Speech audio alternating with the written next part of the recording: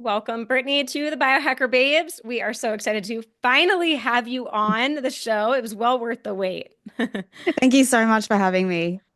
Yeah, we're excited to bring a new topic to our audience. Maybe they've heard of it, maybe not, and that is PMDD. And even myself, I was really thinking about this as I prepared for the podcast.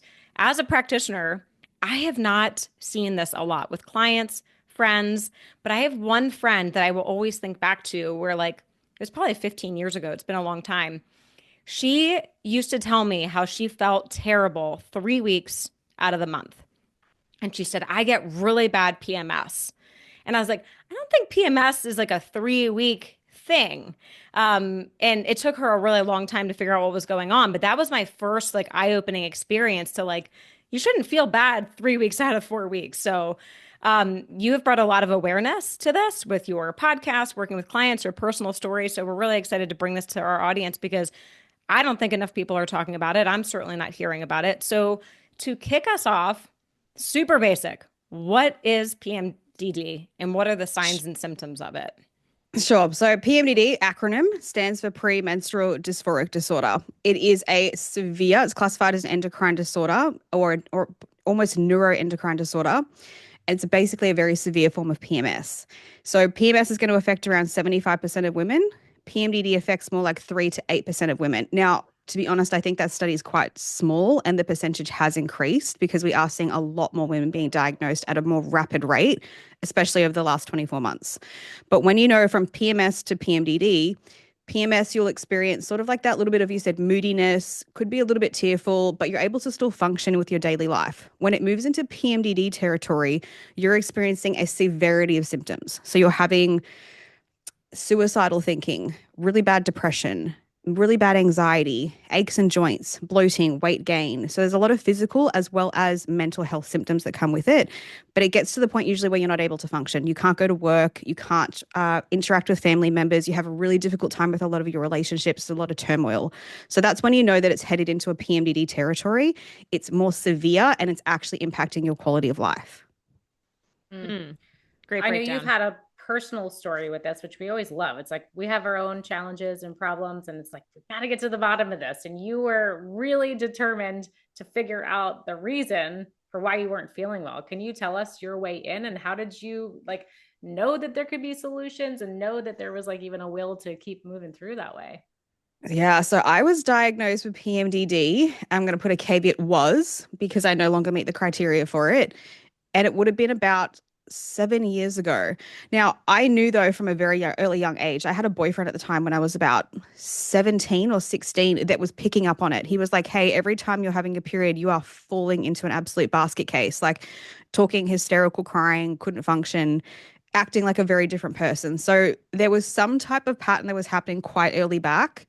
And it wasn't until I hit around, yeah, 7 years ago, 5 years ago, that sort of period of time where I ended up finding that it got worse. I went through another traumatic period in my life, ended up being hospitalized in mental health hospital on 3 different times in the 1 year. Every time that I was being admitted, or I personally admitted myself, it was voluntary. I found that within 24 hours of being in the hospital, I had a period that would arrive. And I started going, holy cow, there is a link with every time I'm in here.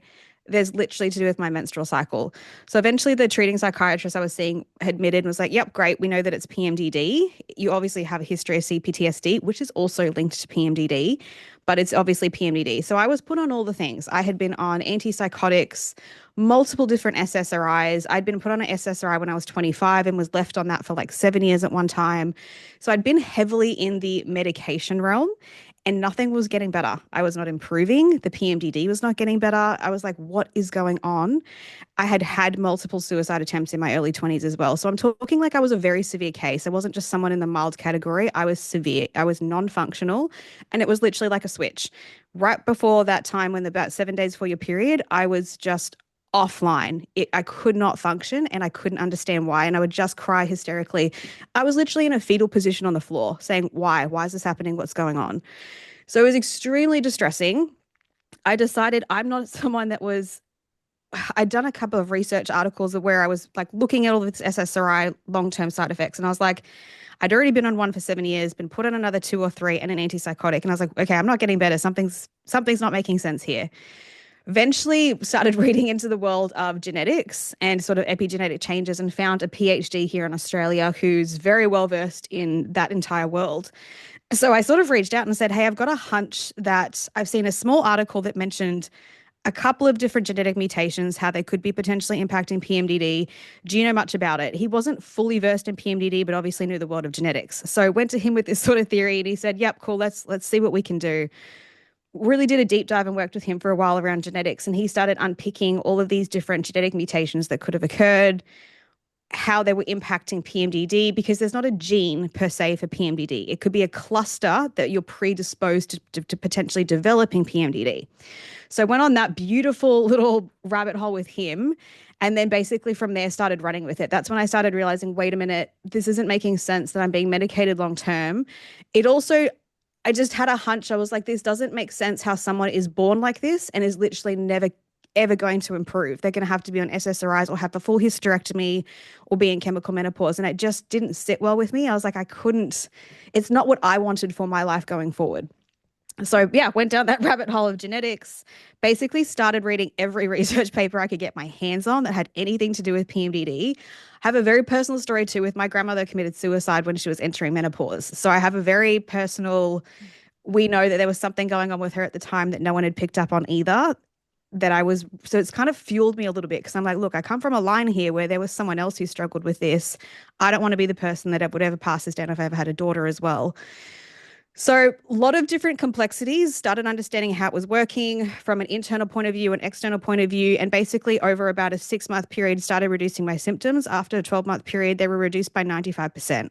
So by about the 2-year mark, I went back and someone was like, you're no longer meeting the criteria.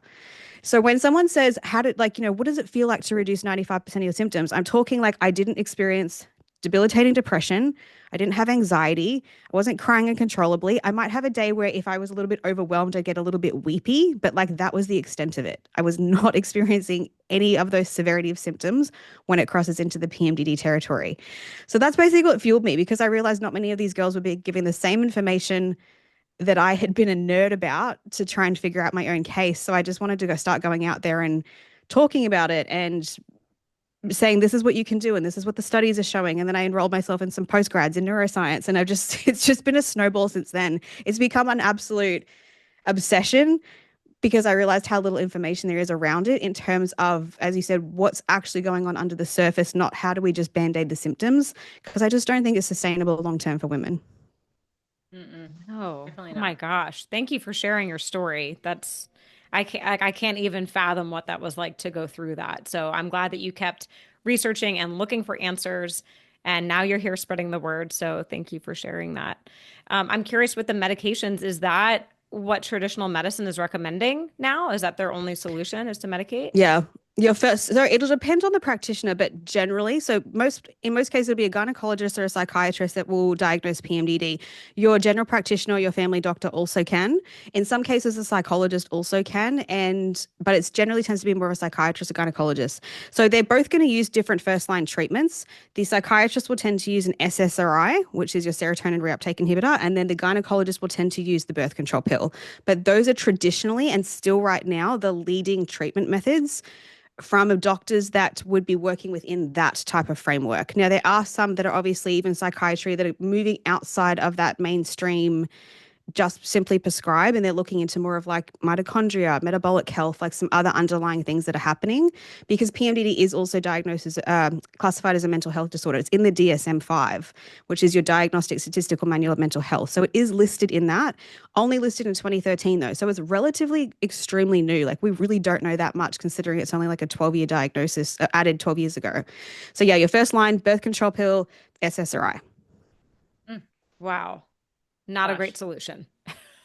No, big old band-aid Shocking, with really. more symptoms, and then we're not really looking upstream, right? So I'm curious, where do we start with this like root cause discovery? Because I want to know about environment, nutrition, lifestyle, but just so our Yeah, for audience can sure. understand a little bit better, can you explain the hormonal role? Because I think more people, more women understand what maybe is happening with hormones across the menstrual cycle.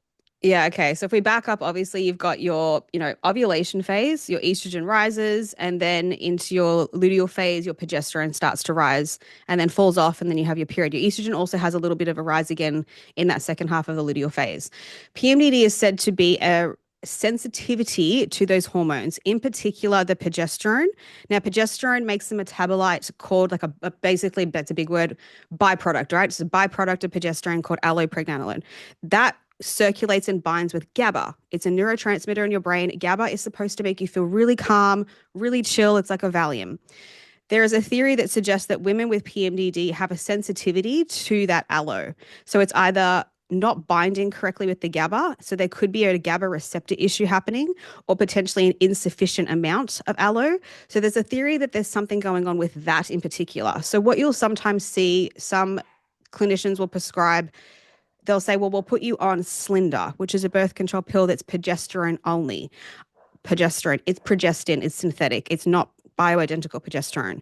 In that case, you'll see some women actually get worse because they already have a sensitivity to some of these hormones. Some cases they might get better. It really is a bit hit and miss.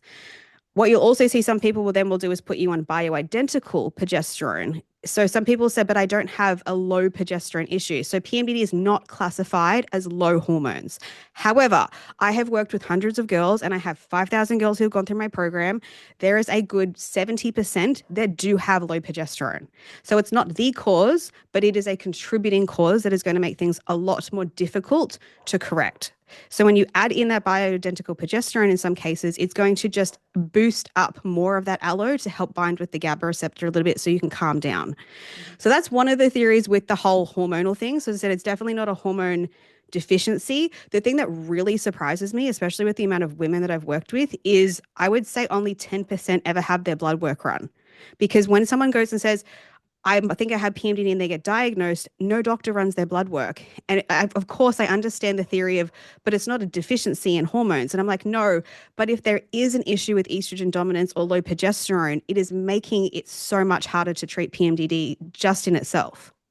Sure. Okay. Yeah. Or looking at nutrient deficiencies or just signs of cortisol dysregulation. There's so much information. Exactly. So that's where it goes on to the next. So there's a really well-known article that was written by, I think it was Edwin Raffi and Marlene Freeman. They were both psychiatrists. They came up with something called the 5 clinical pieces of their theory of what PMDD was. I do believe they are onto something, but there are some outer circles of that puzzle that we do have today, because this article was written a good, I'd say 10 years ago. That first one was genetics. So as I said, there's not necessarily a gene for PMDD, but there's a cluster of genes. I'll give you an example, like an ESR1 gene. It's an estrogen receptor alpha gene. If you have this mutation in the gene, you are more sensitive to the fluctuations of estrogen. So some of those women, you'll notice that's when their PMDD symptoms tend to start right around ovulation, because that's when you see that real spike in estrogen happen. So, and across the board, most of the women that I work with, I will say, go get your genetics tested. Most of the majority have come back, 80% will have the ESR1 gene. So it's very, very common. There has been articles that have been written up and studies about this gene. We know that 90% of them have an MTHFR gene. Now, I know the MTHFR gene is a buzzword. Everyone freaking talks about it now, but there is some links that are showing if you have the gene and your homocysteine is high, which is your inflammatory marker related to that gene, we know that the methylation cycle is not working. That's also going to make things harder. So there is this cluster of, maybe like 10 or 15 genes that make you predisposed to developing PMDD. We also know epigenetics, right? Through lifestyle, trauma, the things that you do, it can change the way the gene's being expressed, which makes everything so much more difficult with PMDD. So we've got that. We then have that thing that I was talking about with allopregnanolone and that GABA. We know that there's some type of issue going on, in particular with the progesterone, with women being sensitive to it. We know that BDNF, brain-derived neurotropic factor, is another issue. Women tend to have lower or really high levels of BDNF that are seen in brain MRIs with girls with PMDD. You then have trauma. 83% of the women that are diagnosed with PMDD have a trauma background, some type of childhood adversity, as well as complex PTSD. So we know that trauma is a huge trigger. Why? It causes neuroinflammation. It causes HPA axis dysregulation, which is your hypothalamus communicates to your pituitary to your adrenal glands. There's a dysregulation happening there. And then we also know that it causes massive inflammation. So when you have that storm, you're going to have a dysregulated nervous system. You're going to have an inability to have the resilience for your brain is thinking that those hormones are going to be a threat, basically, from when they're fluctuating. And then we have brain structure and function. So we know that people with ADHD and autism have a higher susceptibility to also developing PMDD. So that was the 5 clinical pieces that they sort of tended to come up with. We're now finding on the outer circle that you have things like mast cell activation syndrome, histamine intolerance, poor gut health, and mitochondria. So they're the outer circle that we're now finding are also contributing to this piece. So it's difficult because PMDD is a complex issue, and some women are going to have and lean into one area more than the other. But from what we're seeing, it looks like that is your puzzle sort of piece that you're looking at that are the contributing factors.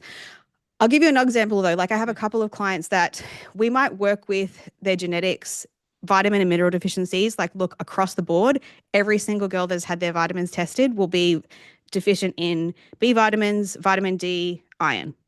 It's classic. I see it I have not had anyone come with me and their bloods are completely like, perfect in the optimal range at all. So that's also contributing.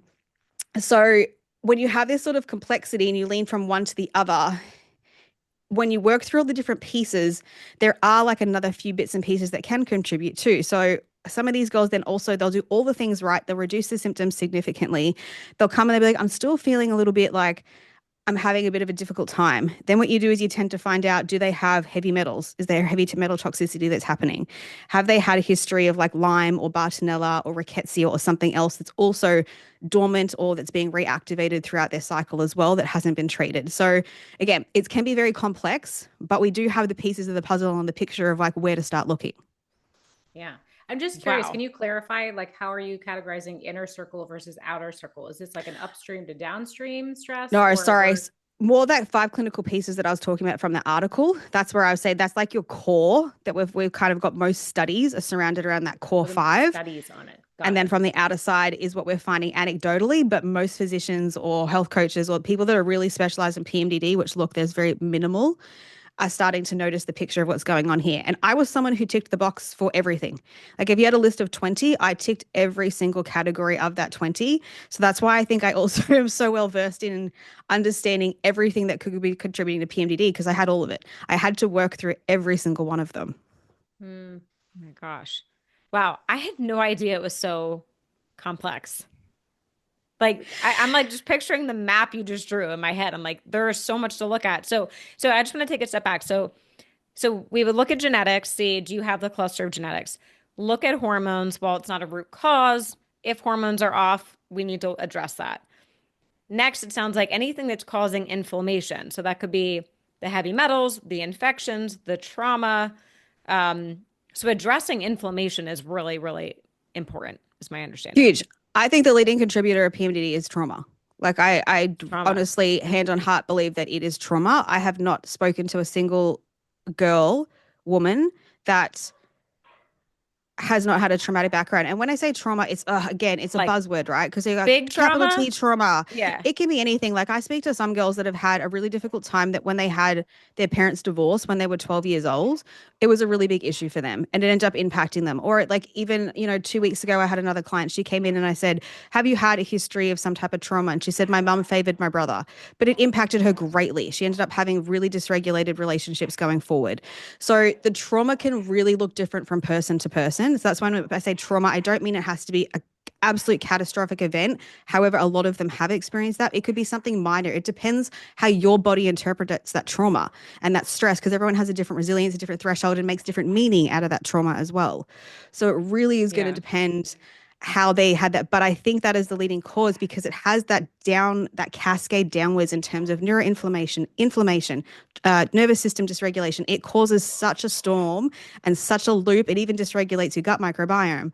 So I think it's, for me, I've noticed for me, it was also the leading contributor. And I do find across the board when people start to address a lot of their trauma, the way they think, like if I go on a tangent again, even with like PMDD, you'll notice that a lot of the women with PMDD will say, my brain starts thinking really negatively. It starts having all of these really negative belief systems and all of these harsh inner critics. whilst your brain, your neurochemistry can be altered, of course, from the glutamate, which is your excitatory neurotransmitter, and your GABA is supposed to calm you down, and you've got your serotonin, which is your, mood regulation, your dopamine as well. You've got all these different neurotransmitters that do have an impact and can play a role in how your body is responding. But if you have a history of the way that you speak to yourself and you've wired that in through neuroplasticity over a period of time, when you'll have less resilience when those hormones change and your neurotransmitters are having a difficult time, it's going to dysregulate. It's going to make it harder for you to control your thinking. So if you address how you're thinking in the first place and you're able to say, I'll give you an example. I'll use myself as a case, right? I was someone who had a really defeatist, negative outlook. I crumbled immediately because I'd been through a lot of medical trauma when I was younger as well. So as soon as like physical sensations came into the body, absolutely crumbled. So I would have this, I can't cope. That was what I would keep saying to myself over and over again. If I keep saying I can't cope, it is going to absolutely spiral me worse. So I had to learn to literally change the narrative and the way that I was speaking.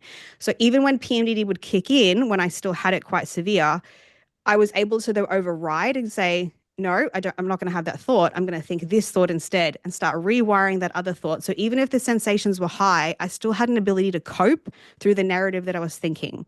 So that's where that whole trauma kind of thing plays in, where I'm like, if you can work on the way that your belief systems and your inner narrative has been structured, it can sometimes buffer some of those symptoms, because I'm not saying the symptoms don't exist, they're there. But if it can help you sort of navigate them easier so that it doesn't spiral and become an absolute defeatist dark night of the soul where you can't get out of it. Oh my gosh. Yeah. And just so your brain and your body can feel safe again. Because that's another thing. Absolutely. You're in that Yeah. in that trauma state, you're in the sympathetic fight or flight. And it could just be something from childhood. You're like, I'm still here.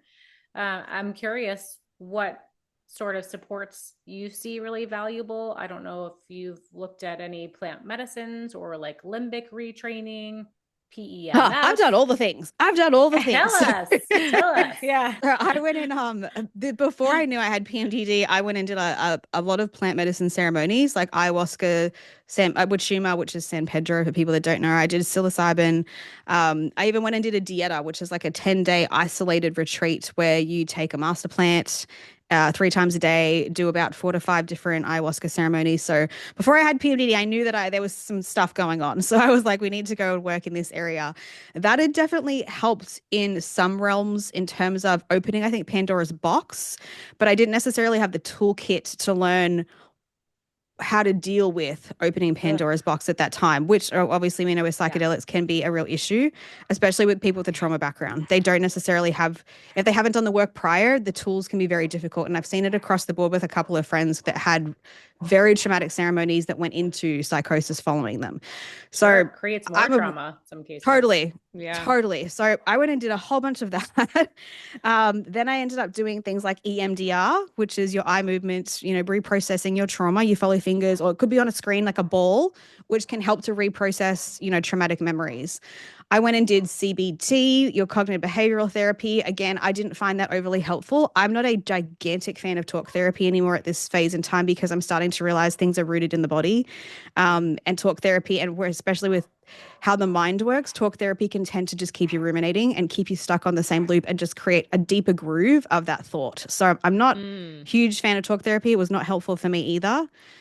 And then I moved into something called ISTDP, which is intensive short-term dynamic psychotherapy. Very specialized sort of type of therapy. Not everyone does it, but it's about the therapist being able to identify the way that you're behaving and the way that you're showing up in terms of how's she sitting, how's her breathing, how did she just respond there, and reflecting that back at you. So you can become over time in repetitive sequences, understanding your own patterns and the way that you're showing up and behaving and thinking in that cycle. That was a game changer for me. I've got to admit, absolute game changer. It is not fun though. It is intense. About the first 5 sessions that I did years ago, I wanted to leave. I was like, this is too much. I don't want to be in here. Hated it. What But was the over name time, again? IS. What was the TDP, intensive short-term, ISDTP, intensive short-term dynamic psychotherapy. I have not heard of That's a new one that. for me. I know, no one had. I hadn't heard of it either years ago until someone had mentioned it to me. And they said, hey, I think this therapy would be really helpful for you in terms of, I wasn't obviously in a huge trauma state at the time anymore either, but they said, I think this would be a really great therapy for you because you've tried all the things. And I thought, okay, we'll give Love it a that. go. And it was game changer. I actually put my parents through the same type of therapy because I I'm was going to like, look into this. you have got to Wow. do this. This is really interesting. Caveat, you Okay. need a very experienced therapist doing it. I'm like, you have to have someone who is very well trained in identifying those patterns because I have heard some cases where people would go into the therapy, the therapist wasn't necessarily super well trained in that, even though you do have to have an extra certification to do this type of therapy. But ended up, opening the box too much to the point the person crumbled and couldn't cope and then literally would relapse or have other situations that would occur from it. Oh But I do gosh. believe it, for me, it was the gold standard and I'm a huge, huge fan of it. Huge fan. I just think it's Is it incredible. So is that something you could do virtually with a practitioner or you have to be in person? I think you could over time, but I think in the beginning it would be beneficial to be with a person because I said that Okay. they're really hyper tuned into seeing if you are talking, if your eyes divert when you say keep saying the same thing, how's your breathing, how's your posture. They're Mm. so hyper tuned to see exactly what they're monitoring what's going on in your body over periods of time. They also use a camera usually. So they'll record the session and then they'll go back and watch it again to make Oh, sure that they're picking wow. up on all the subtleties that are happening with all of your chemistry and your physiology during that session. So it's very intense. It's not designed for something to be where you're in there for like 5 years. It's designed to get in there, figure out what's going on, what are the patterns, what's happening, how's your body showing up, how's it wired itself, and trying to shift that as quick as possible. I think that's why it can be quite intense for some people because it's literally going in and excavating immediately. But I find that the long-term benefits are incredible. Like shout out the psychologist that I had, Dr. Sarah Walker, is like incredible. She's done a PhD around a lot of this type of framework. And I'm just like, I've never seen anything like it. I had been through therapy in my 20s and I walked into the room with this one therapist, this new one that I'd had. And the first session she did, and I just walked out and I called my husband straight away and I said, she has my respect. I'm continuing. Like it was just, it totally had changed everything. I was like, I don't know what it is, but this woman is experienced. Whatever she just did, I've never experienced in my life in therapy. Wow. I'm continuing with this. So it was, yeah, for me, Incredible. great. Any Oh my gosh. experience, or do you know of any of these therapists or maybe using like a microdose of psilocybin to help for those people that are like really kind of put off by it at Yeah, first? so it's interesting. So even this therapist, she's actually done some herself because she was doing a research paper as well on psychedelic therapy. So she went and did them, which kudos to her. I don't like some of these therapists that or psychiatrists that write papers that don't sit themselves because I'm like, well, then you don't have any personal like, lived experience in it. So I was like, kudos to her. She went and did that. So she wasn't at the time using any. In Australia is obviously a little bit regulated, so we have a bit of a difficult time using types of microdosing in therapy sessions. But that was obviously something I also tried as well. I tried some microdosing. I tried a lot of like the ND, and what's it called? NDSRS, the nervous system DNRS, retraining. the That's it, limbic retraining. DNRS. Mm, I'd yeah. tried that. I'd tried the Gupta program. Like I had tried Oh, I just everything you could started that. possibly. Ah, I'll have to ask you after what you thought of that. it's actually really good. I do think Okay. he's yeah, I really like him. He's a lot more of a gentle approach. I actually think the program's really good. Okay. I'm So literally on day 3, so that's hilarious. no, I I like didn't his know that means. program because I Yeah. had Yeah. POTS at the time that was really severe. So I was trying to figure out how to get the POTS. If anyone doesn't know postural orthostatic, oh my God, posture orthostatic tachycardia syndrome. Orthostatic So many. Orthostatic tachycardia. Yeah. tachy, yeah. So I had that as well. So that's why I went and signed up to Gupta. But no, I've done like Okay. all the things. I did like Wow. the tapping, I did the hypnotherapy, I did the RTT, which is where you have hypnotherapy and listen to a recording. Like, I honestly don't think there's a therapy I have not tried.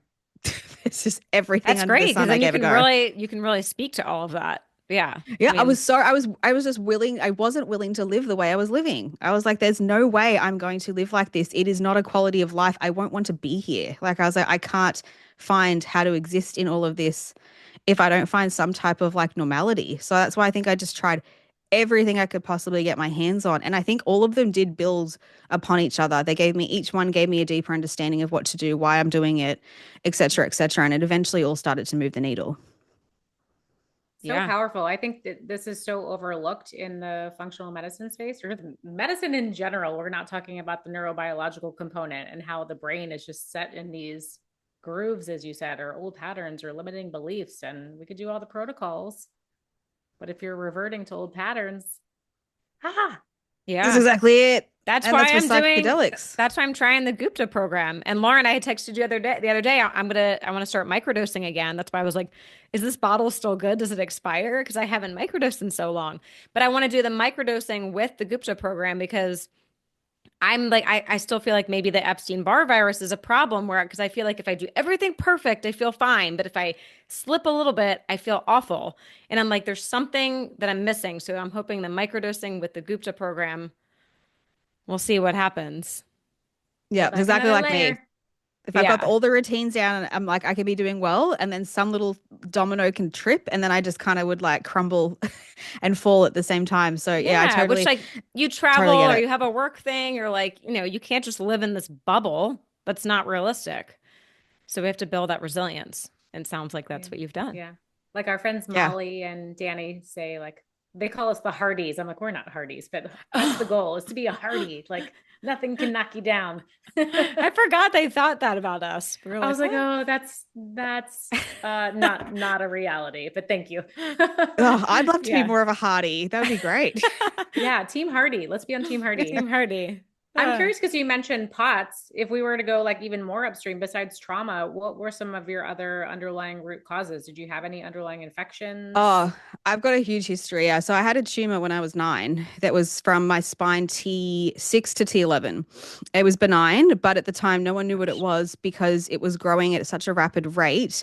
Uh, and it was from, I don't know if you've heard of Bartonella henselae, it's a bacteria. So mine at the time came from a kitten, but at the time, no one was getting any type of mass. So mine had mutated into a tumor from usually when you get Bartonella, you get like a flu. Bartonella is a nasty little bacteria, though. It does linger in your system for a very long time. It's very hard to get rid of. So it took about a couple of months where they weren't, I had a huge fever. I couldn't breathe properly. So I was hospitalized quite quickly. Did the whole bunch of MRIs, saw the tumor, didn't know what it was, thought it was leukemia. So it went down about a 3-month period of them trying to figure out what it was. Eventually, they had a specialist, I think he was actually from the States, that ended up coming over, who they finally ended up. So where the tumor was situated was right behind, obviously, where it was really prominent was T6 to T11, but being a 9-year-old, it was right behind the heart. So they were like, we can't operate because her heart's too little to move it. It's impossible. So they tried all these different types of antibiotics on me. They put a central line. So I had a line that went through a little port up here, down here, and I had a pump that I carried around for about a couple of months that was doing straight central line IV. I think it was 3 different antibiotics at the time. Funny enough, was not getting any better. I was at a friend's house that my mum took me out of the hospital for to play, and my line broke and the blood went everywhere. Went to the ER, the emergency, and they put me in an MRI straight away, and the tumor had doubled in size. So that's when they started getting alarmed, and they're like, what's going on? So long story short, ended up finding out Bartonella. We did a spine biopsy, found out how to shrink the tumor, but we definitely I've got in T8 and 9 in particular, it ate into the vertebral, the perivertebral mass, ate into that bone, didn't get to the spinal column. So I was really lucky. I would have been paralyzed otherwise. So had a recovery from that. But since that moment, I had everything you could think of under the sun. And when I look back now, I'm like, of course, they had hit me with so much medication at a 9, like I had gentamicin. Gentamicin is not even, you're not even allowed to prescribe that antibiotic here in Australia anymore. So I was on such hard hitting antibiotics. And at the time, no one did like, how do we boost the immune system back up? How do we repair this? How do we repair that? So from then I started developing everything. I got like shingles, I got PCOS, I started getting mental health issues. Like it just really, I started being the girl that was like the sick girl. I started getting everything that would go wrong with me. So by the time I hit about 20, I'd had so many different diagnoses. Then by 22, I had stage 1 cervical cancer. Then I ended up, it was just nonstop.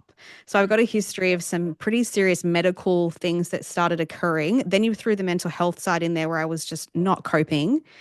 Then I ended up having another serious traumatic incident happen, but then COVID came along and I developed somehow this like heart rate issue that started occurring post getting really sick with COVID.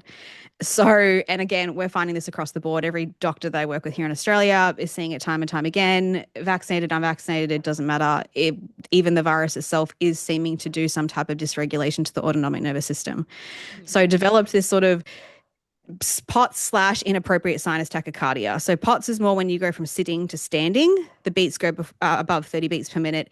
Inappropriate sinus tachycardia is your heart will be sitting at maybe 100, just not moving at rest. It's just an inappropriate beating fast. I tend to fall probably more into that category than the POTS. And then I was told I had mast cell activation syndrome, which is your MCAS, which everyone's talking about as well, which is basically your white blood cells, they're reacting. It's like an allergic reaction basically happening to the outside world, in particular food, all the time.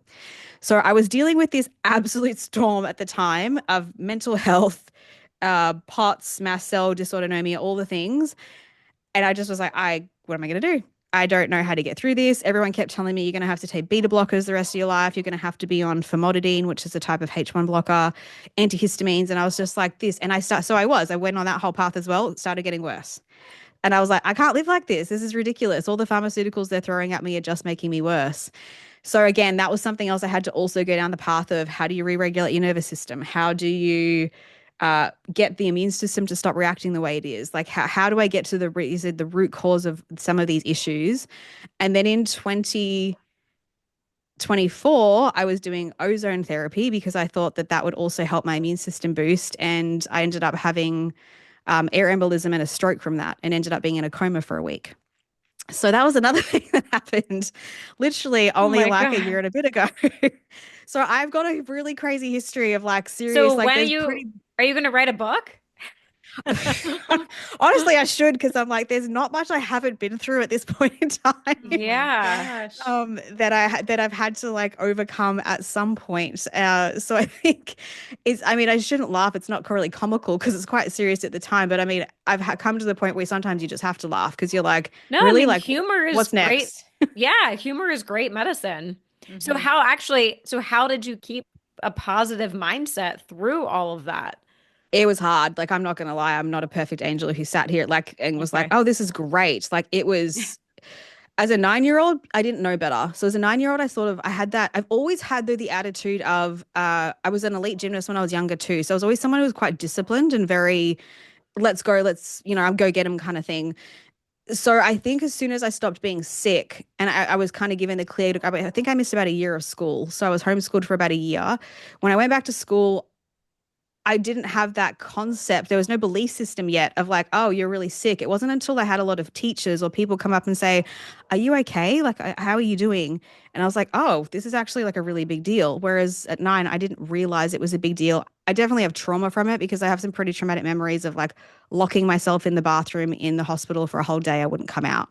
So they were definitely because I had no skills and look, I no fault in my parents, they're brilliant, but no one back then also knew the art of learning how to emotionally regulate or feel your emotions. So I was a really like knuckle through kind of girl. Like, let's just like get on with it. And we're just going to keep going.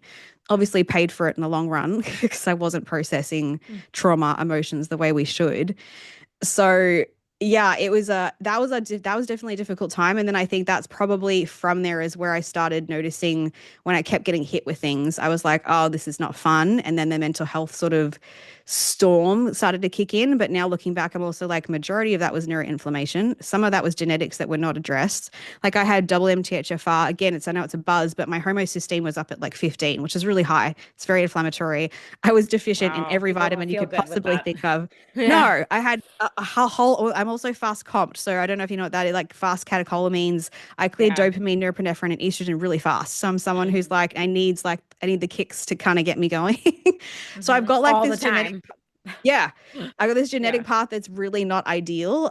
Probably shouldn't be as high functioning as I am, considering some of my genetics, but they've also served me well in some other ways. So, as I said, have not always had a positive attitude, and even still, sometimes to this day, it's easy to fall back into some of your old patterns of, especially medical. So when there's medical things, that's my Achilles heel because I've had such a history of it that I can tend to fall into a bit of a fear bucket because I've had a near Sure. death experience too. Only, 12, 13 months ago. So there's definitely times where I still have to check myself and be like, okay, we're going to bring back in the same tools, the same things that we've done before. And it's challenging, but I think that's also human. I don't know any human who Mhm. can be an absolute rock through absolutely everything. I don't think that's human because we have emotions. Yeah, and your body's trying to Yeah. protect you, right? It's like, oh, I recognize this. I don't want you to go through it again. Totally. yeah, having Exactly those it. tools to come back to. Um, gosh, you've been through so much. I think it's interesting. It's never one thing that gets us here, but it's also never like one thing that gets us out. So I'm curious for you, like, what really helped you turn a corner? What was the biggest, maybe beyond emotional health, or maybe that was the biggest thing? No, there was definitely several. Because you had the PMDD was the worst thing, right? So that was the thing that was controlling my life majority of the time because I could function through certain parts of a cycle, but that week before for me was like absolutely horrendous. So that was the big thing through most of my life that needed to be addressed. But then as you said, underneath that, there's foundations. Like even with PMDD, of course, we've got issues with some of those neurotransmitters, but the foundations, if you're not looking after your basic foundations as a human being, what are you eating? What's the food that you're putting in your mouth? Which I know you two speak about a lot. Like, are you eating a lot of processed food, refined sugars? Like, what does the diet actually look like that could be causing more inflammation? If you don't even have your diet under control, like you're pushing shit up, excuse my language, shit up a hill. It's harder. Yeah. So Yeah. you've got like your diet. Are you exercising? You'd be really surprised how many girls with PMDD they don't exercise. And again, I have total empathy because I understand a week before your period, you can be hit with extreme fatigue and you don't feel like exercising. So, what I always say to people is just go for a walk, just move your body to some degree. And if you can, start weightlifting, like start weight training. And it will be a little bit hard in the beginning, but over a period of time, after 3 to 6 months, you're going to notice that it's going to give you an absolute endorphin release. You're going to notice the benefits that all of that has. So, the diet, the So exercise, hard to get there though with exercise, like with the people with MCAS or Lyme, they are so fatigued and on fire that can trigger even more. So it's such a delicate balance, but I agree. totally. Oof, And that's what I had. I yeah. had Lyme, Rickettsia, and Bartonella. I still have Bartonella quintana, that strain that still is, it's not active, but it's still in the bloodstream. I still haven't been able to completely get rid of that. And now being pregnant, I have to Mm-hmm. wait quite a long time before I can probably dive deep into that again. Mm-hmm.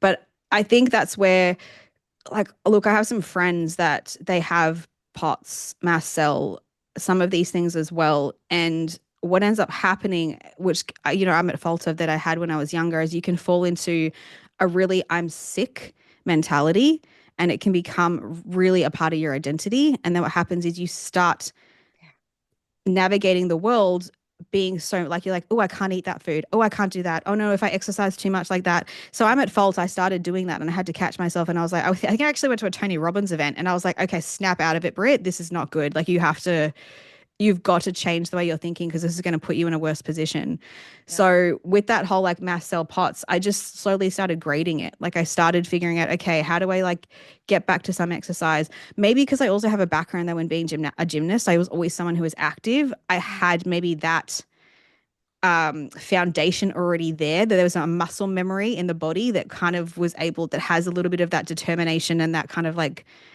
you know, push forward when it comes to exercise. But I had to grade to the point to make, especially with my heart rate. My heart rate would go really high when I would start doing like certain cardio. So it definitely took a grading process, but it again took a bit of a mind shift process around stop identifying so much with if I eat that food, I'm going to react. If I do that exercise, I'm going to do this. And it was really interesting. And this is the power of the mind, right? I went to a cardiologist, and this was a couple of years ago as well. And he said to me, I don't think you have POTS. He's like, I think you just have a sensitivity to adrenaline, like this inappropriate sinus tachycardia. The moment he said that to me, I was like, oh, okay, cool. I literally got back in a gym and went to a cardio class 2 weeks later and I survived. And I was like, oh my God, just because someone Wow. externally went and told me, which is that whole theory when someone tells you have cancer, you have a high, if you start all of a sudden believing it, which I know for a lot of people might sound a bit woo woo, but my gosh, the power of your mind is unbelievable. It controls everything. Yeah. So I think I Yeah. I learned that when this cardiologist said, "Oh, it's not that bad." I was like, "Ah." So I just started doing things and I stopped looking at my watch so much. And then what do you know, after a period of time, I wasn't fixated on it so much. And if you're not fixated on it, all of a sudden it gives room for the body to start going back into a different space. So that again was a big thing. But that diet, addressing mitochondria, huge thing too. My mitochondria is absolutely fried. It was depleted. Most of your mitochondria is in your brain. I had crazy neuroinflammation, so that also had to come down. What did you do for Um, mitochondria? So I know not everyone's a fan Supplements of or supplements. red light or So I did red light. I was doing saunas.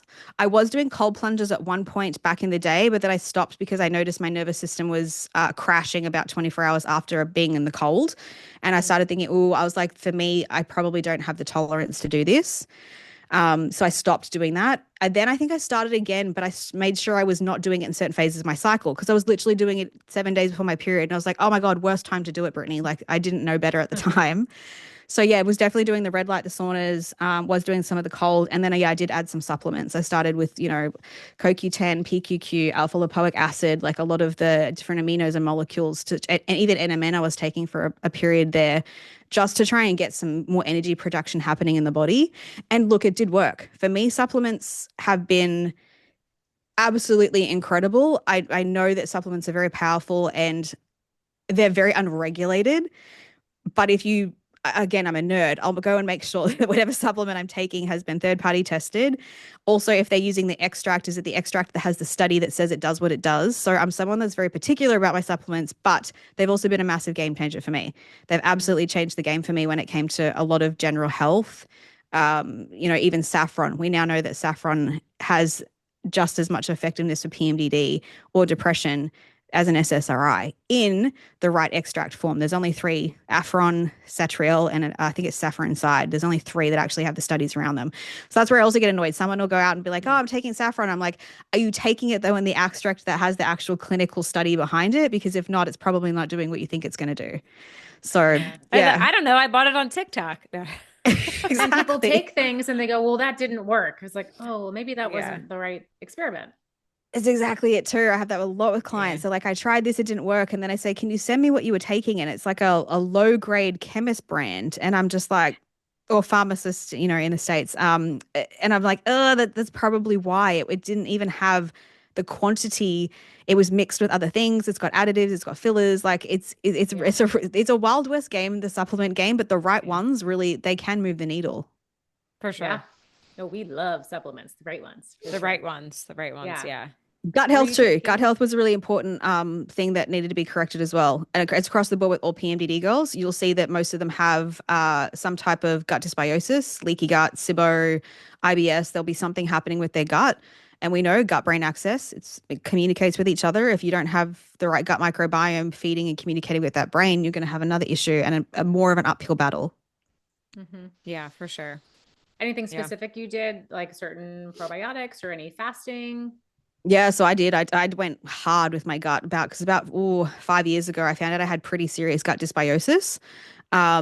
Had some pretty nasty, I had staph. I had a bunch of really nasty little bacteria too. Never had parasites, so something I've never experienced.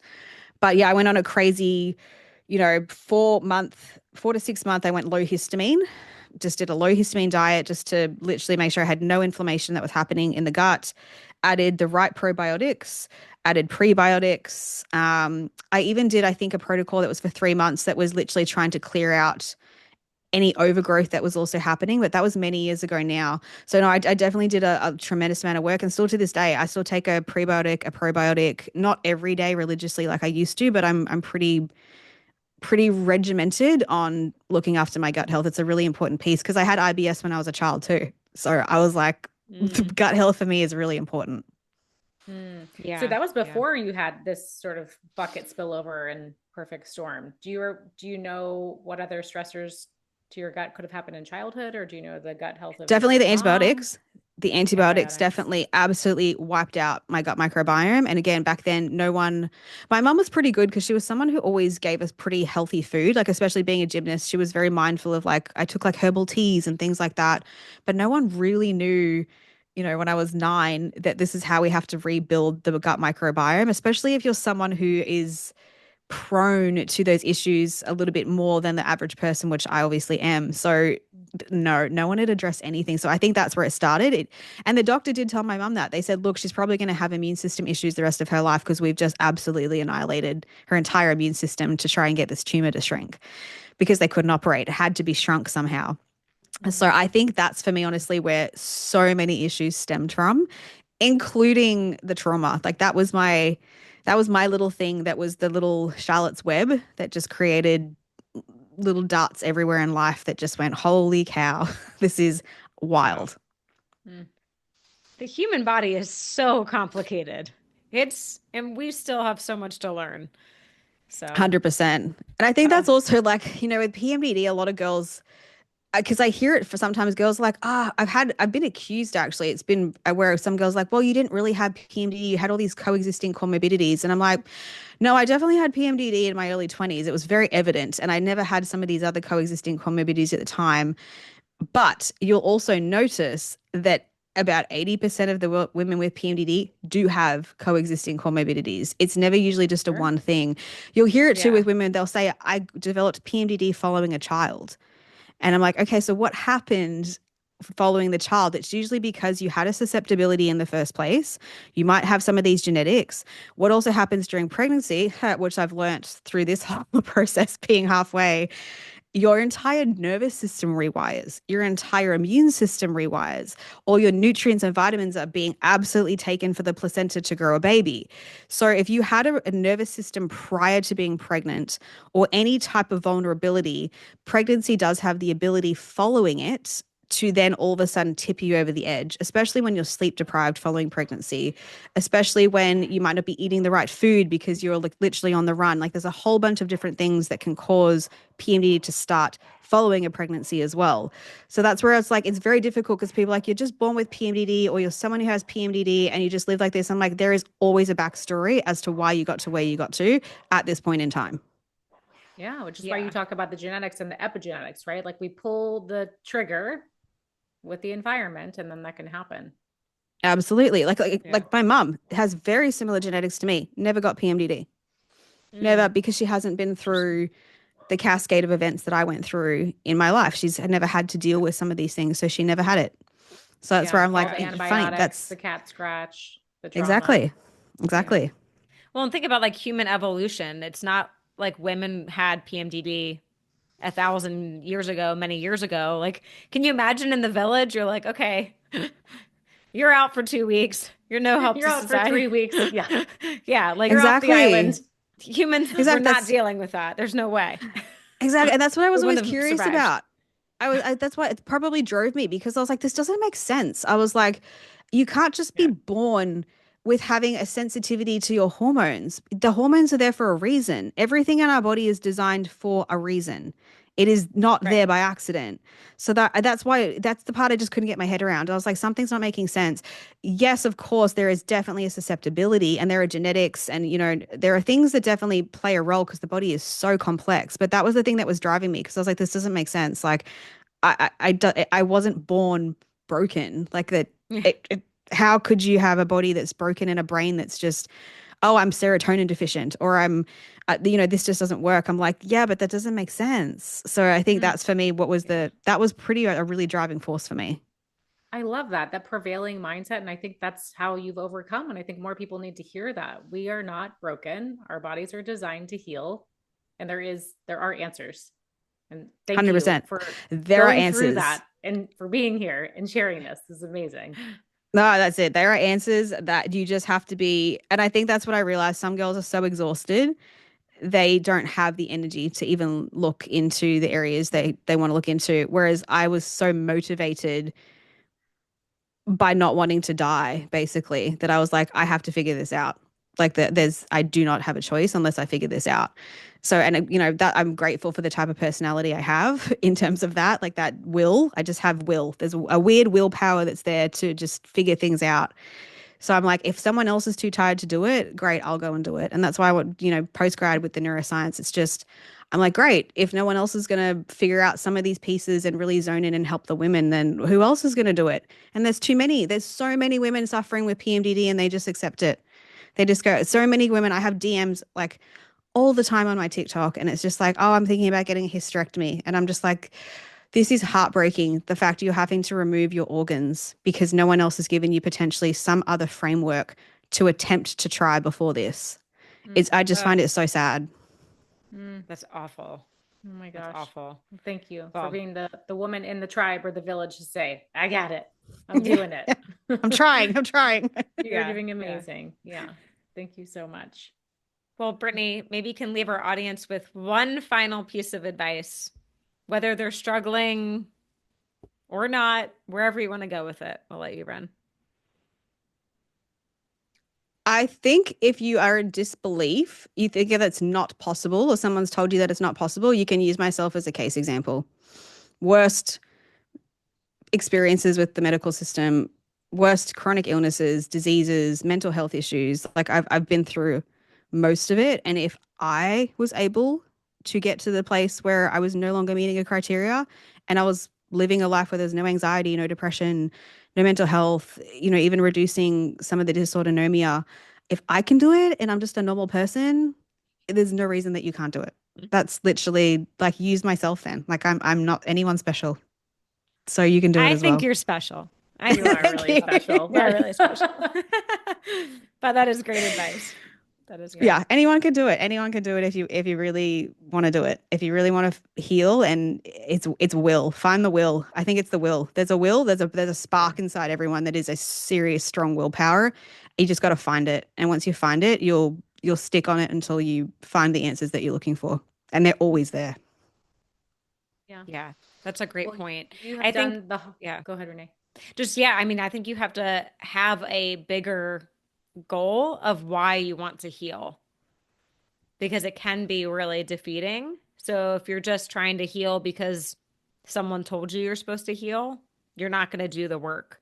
But if you want to heal because of whatever bigger picture thing, Yeah, you I got to totally find agree that. with you. You got to have that bigger.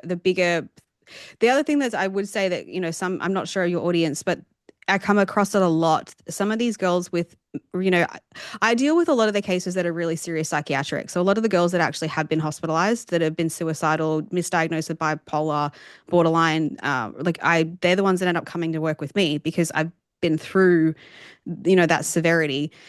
And I think the part that's really hard for me, and I don't know how necessarily to always address it other than you've got to believe in yourself, is the thing they'll say is, I don't have support around me. I don't have people that believe that I'm not crazy. I don't have people that believe that I can get better. I come from a home that might have been really difficult and I don't have a relationship with my mom and my dad. That's where I'm like, that's definitely, I really empathize with that. That is a lot harder to overcome. And that's where I kind of come back to, like I'll give you an example. I got a DM from a girl the other day. She was saying, I don't have anyone to talk to. I don't have supports. I don't have this. They don't believe me. And I had to say to her, you have to believe yourself. It doesn't matter what the other outside world thinks anymore. It doesn't matter if they think you're crazy. It doesn't matter if they don't believe in PMDD. It matters what you think. And that is how you're going to heal. And you have to end up finding it's you and you. Even if you come from a bad background, I completely empathize. It is hard, but it's you and you. And that is the way that you're going to move forward and heal if just you believe in yourself. That's it. That's great advice. That's huge. Yeah. Brittany, you are so inspirational. You've done incredible work. Thank you for sharing your experience. For anyone listening that is like, I need more, please help. Can you tell them where to find more of you? Yeah, sure. So I'm on TikTok. I play on there more than Instagram. So TikTok, the PMDD Chick. I'm on Instagram as well. So those are my two socials. Most of my TikTok, it's a lot of free education. Like it's a lot of, I talk about the different studies or the things that we can do. I designed a free program and I gave it away for free. It's 3 hours long. You can find that on my website or through the links on my socials. I made it free because I got tired of women not getting the answers. So that's a framework that I developed, 3 hours interviews as well. The PhD geneticist that I work with, an integrative doctor and a psychologist that all, have had on the outskirts experiences dealing with people with PMDD.